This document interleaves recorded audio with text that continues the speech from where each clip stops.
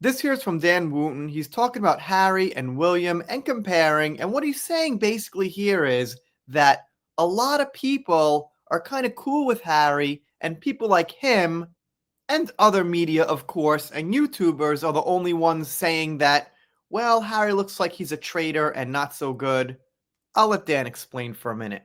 No wonder William, and we saw it, by the way, outside the Duchess of Kent's funeral yesterday. No wonder William is so damn ropeable, because he warned everyone in the media, within his family, in the British establishment. And he was ignored, Tash, and he's still being ignored, apart from by people like us. Harry has proved yet again that he's a diplomatic liability. He's not just a liability towards the royal family, because he does use his titles. This isn't simply Prince Harry, this is the Duke of Sussex. He does behave like somehow he is still serving the monarchy, serving the crown. Of course, we don't know that, but Yep, I gotta totally agree. That's a good point. It's pretty obvious. So I don't see why it's not obvious to people supporting Harry and Meghan that he's using that title, but not actually doing anything to deserve and upkeep the title. you see other news outlets, even in Ukraine, I saw some headlines come up saying Harry's there representing the UK.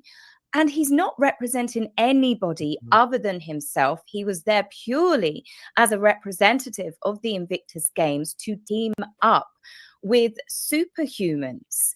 And the fact that this is the second one that I can think of at the top of my mind, as well as when he was in Canada and he met with, I think it was the Fourth Nations, the Fifth Nations, forgive me.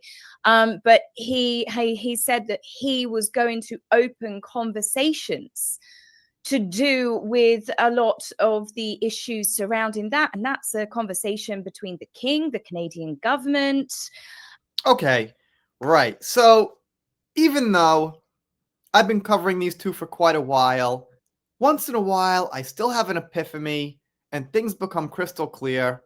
Obviously, Harry's taking credit. Oh, I'm going to Ukraine for the UK. But it's really for him and maybe really for Meghan. She's in the background, just, sucking up all the gold and treasures that pops out from the royal family or whatever, comes with Harry putting his face out there.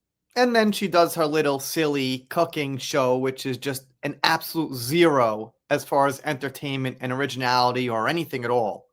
And I just find him completely toxic on a level when it comes to his family. But that's small fry when you think of the problems he could potentially cause on the bigger picture, on a global stage. He was told not to see Zelensky, and he's still gone and done it and posed for lots of pictures, and he's still trying to pretend that he is important.